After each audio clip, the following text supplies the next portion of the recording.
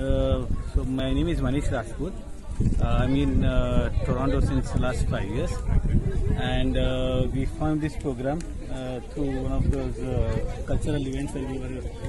I actually found it interesting because not only for myself as a parent, but also for my kids, because nowadays the things have been going so fast that the kids do not actually take any interest other than only media, mobile and tabs. So when we found this particular program, we found that it actually develops a lot of creativity amongst the kids.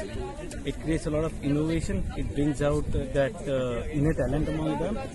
It also shows a lot of technology about how things work at the basic level, at the grassroots level for the kids, at how they can put science into use.